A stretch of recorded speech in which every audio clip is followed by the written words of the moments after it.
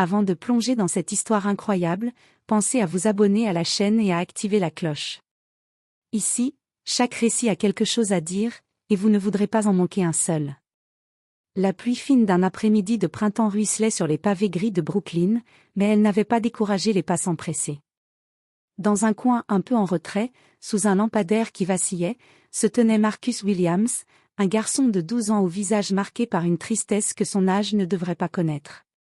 Ses yeux, grands et sombres, fixaient le violon qu'il serrait contre son épaule, cet instrument qui avait été le dernier lien tangible avec sa mère, disparu trop tôt. Le violon n'était pas neuf.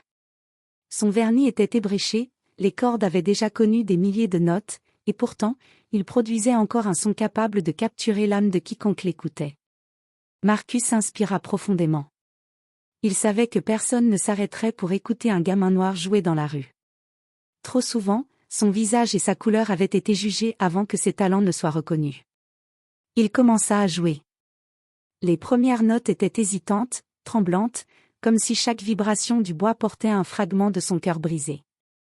Mais bientôt, la mélodie devint plus fluide, presque magique. Les passants, initialement pressés, ralentissaient, hypnotisés par le son. Certains sortaient leur téléphone, d'autres s'arrêtaient simplement, les yeux brillants, incapables de détourner le regard.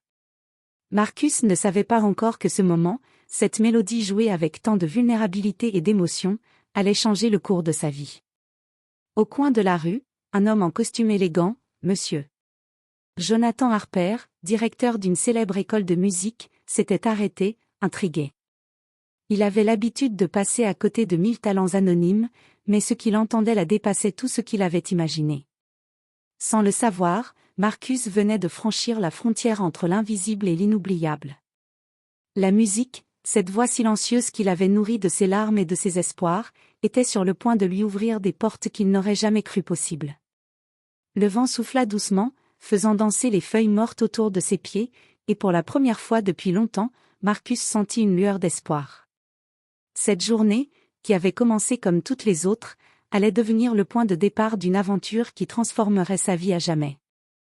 Marcus terminait sa dernière note quand un silence inhabituel s'installa autour de lui. Même le bruit de la circulation semblait s'être arrêté, suspendu à l'écho de son violon.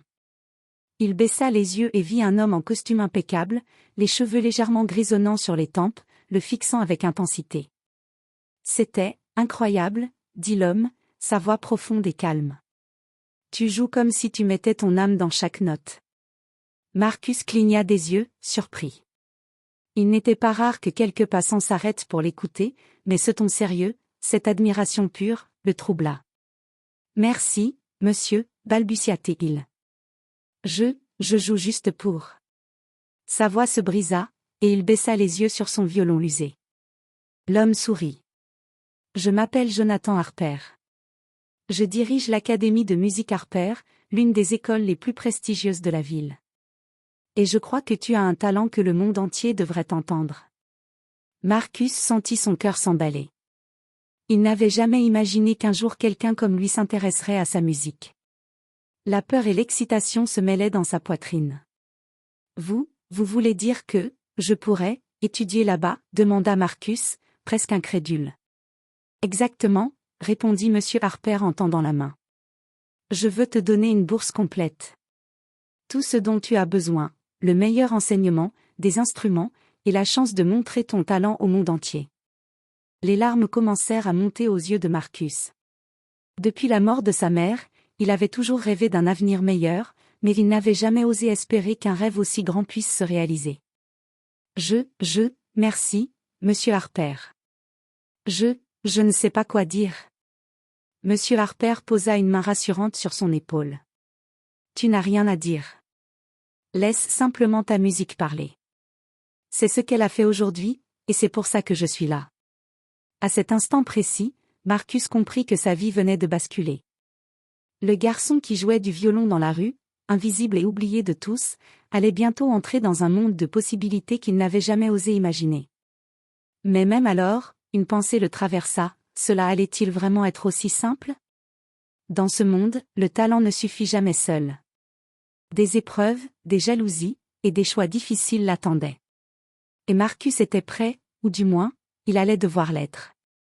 Quelques jours plus tard, Marcus franchit pour la première fois les grandes portes en fer forgé de l'Académie de musique Harper.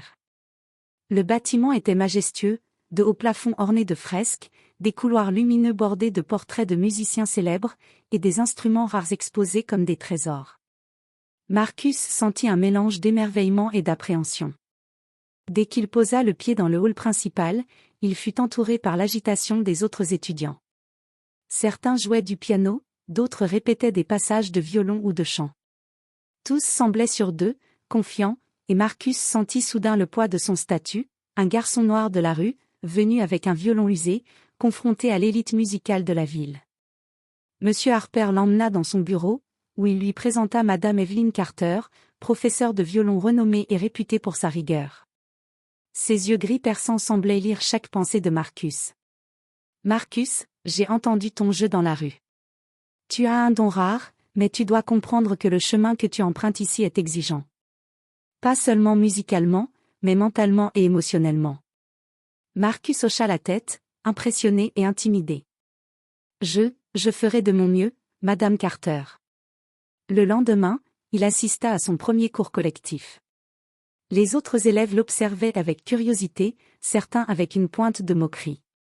L'un d'eux, Bradley Whitman, un violoniste talentueux mais arrogant, lança un sourire condescendant. « Alors, c'est le gamin de la rue qui pense pouvoir rivaliser avec nous. » Marcus sentit ses mains devenir moites, mais il se força à respirer profondément. Il savait que ce n'était pas sa musique seule qui devait parler, mais aussi sa détermination et sa confiance. Les semaines suivantes furent un tourbillon d'exercices, de répétitions et de performances devant des juges sévères. Marcus découvrit que l'académie n'était pas seulement un lieu d'apprentissage, mais un champ de bataille où le talent devait se défendre contre les rivalités, les jalousies et les préjugés. Pourtant, malgré les défis, il trouva du réconfort dans la musique et dans les encouragements de Monsieur Harper, qui ne manquait jamais de le pousser à aller plus loin. Un après-midi, alors qu'il jouait une pièce complexe dans le studio principal, Marcus sentit pour la première fois ce qu'était la vraie reconnaissance. Les autres étudiants s'étaient arrêtés, fascinés par l'intensité et la passion de son jeu. Même Bradley, les sourcils froncés, avait esquissé un sourire involontaire. Mais derrière cette première victoire se cachait un secret que Marcus n'avait pas encore découvert. Certains étudiants et professeurs de l'académie n'étaient pas là uniquement pour apprendre ou enseigner. Certains avaient leurs propres ambitions, et tous ne verraient pas d'un bon œil l'ascension rapide du garçon de la rue. Une ombre commençait à se dessiner sur son chemin. Marcus devait désormais apprendre que le talent seul ne suffisait pas pour survivre dans un monde où la musique était un jeu de pouvoir et de passion. L'hiver approchait et l'Académie Harper était en effervescence.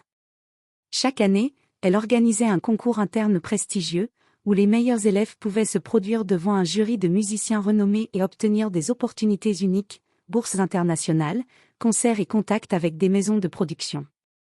Pour Marcus, c'était plus qu'un simple concours, c'était sa première vraie chance de prouver qu'il méritait sa place parmi l'élite. Dès le premier jour des répétitions, il sentit la pression peser sur ses épaules. Bradley Whitman, toujours aussi arrogant, ne cachait pas sa jalousie. Alors, le gamin de la rue veut briller sous les projecteurs ? Bonne chance, tu vas voir à quel point la compétition peut être cruelle. Marcus serra les dents, mais répondit calmement, « Je ne suis pas ici pour me battre contre toi. Je suis ici pour jouer ma musique. » Les semaines suivantes furent éprouvantes. Les cours intensifs, les répétitions longues et les critiques sévères de Madame Carter mettaient Marcus à l'épreuve chaque jour. Parfois, il rentrait chez lui épuisé, le cœur lourd, mais jamais il n'abandonnait. Il savait que cette musique était la seule chose capable de transformer sa vie. Le jour du concours arriva enfin. La salle de concert de l'Académie était bondée. Les juges, parmi lesquels certains des plus grands noms de la musique classique américaine, observaient les candidats avec une attention scrupuleuse. Marcus sentit son cœur battre à tout rompre alors qu'il attendait son tour, serrant son violon usé contre lui comme un talisman. Quand son nom fut appelé, il monta sur scène, les lumières le frappant de plein fouet. Les murmures du public s'éteignirent instantanément quand il posa son archet sur les cordes. Et là, quelque chose de magique se produisit. Marcus ne jouait plus seulement pour le jury ou pour la reconnaissance. Il jouait pour sa mère, pour la rue, pour chaque instant où il avait cru qu'il n'était pas assez. La musique s'écoula comme un torrent, empli de passion, de douleur et d'espoir. Les notes flottaient dans l'air, suspendues par la pureté de son talent. Même Bradley, assis dans le public, ne put retenir un regard admiratif et presque honteux. Quand la dernière note résonna, un silence respectueux enveloppa la salle, suivi par un tonnerre d'applaudissements. Marcus sentit ses genoux fléchir sous l'émotion. Pour la première fois de sa vie, il se sentit véritablement reconnu. Monsieur Harper, debout au premier rang, lui fit un signe discret, un sourire fier illuminant son visage. « Je te l'avais dit, Marcus. Ta musique pouvait changer ta vie. » Mais alors que tout semblait parfait, Marcus remarqua un mouvement inquiétant dans l'ombre. Certains élèves chuchotaient, échangeant des regards suspicieux. Il sentit que sa réussite venait de déclencher jalousie et rivalité qui allaient bientôt se manifester. Le monde de l'académie n'était pas seulement un lieu de musique et de rêve, c'était aussi un terrain miné où chaque note pouvait provoquer des alliances, ou des trahisons. Marcus prit une profonde inspiration. Il savait désormais que son talent l'avait ouvert une porte, mais que le véritable défi ne faisait que commencer. Quelques semaines après le concours interne, Marcus se retrouvait seul dans le hall de l'académie. Son violon reposait sur son épaule, mais son esprit était tourmenté. Depuis sa performance, les regards et les chuchotements des autres élèves avaient changé. Certains le félicitaient, d'autres l'évitaient, et Bradley Whitman, qui avait jusqu'ici été son rival le plus virulent, affichait désormais un sourire forcé et calculateur. C'est à ce moment que Monsieur Harper entra, un pli d'inquiétude sur le front. « Marcus, j'ai une nouvelle importante. Une opportunité unique vient de se présenter, mais elle exige une décision immédiate. » Marcus le suivit dans le bureau privé, où une lettre scellée reposait sur le bureau. C'est une invitation à participer à un programme international de musique.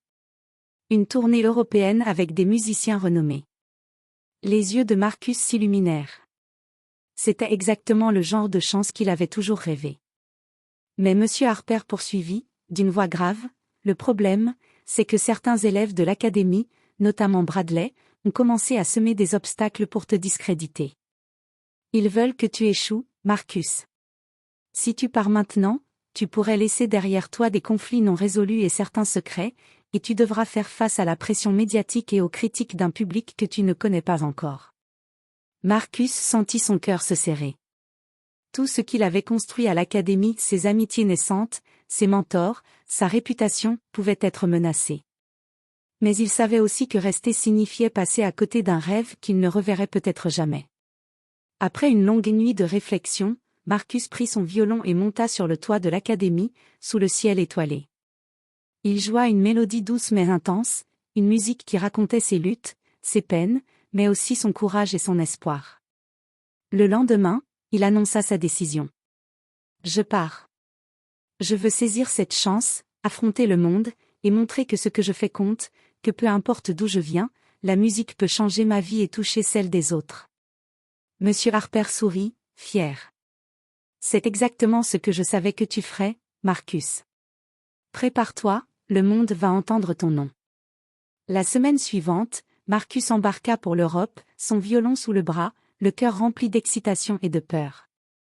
Il savait que le voyage serait long et semé d'embûches, mais il n'avait jamais été aussi sûr d'une chose, il avait trouvé sa voie, et rien ni personne ne pourrait l'éteindre.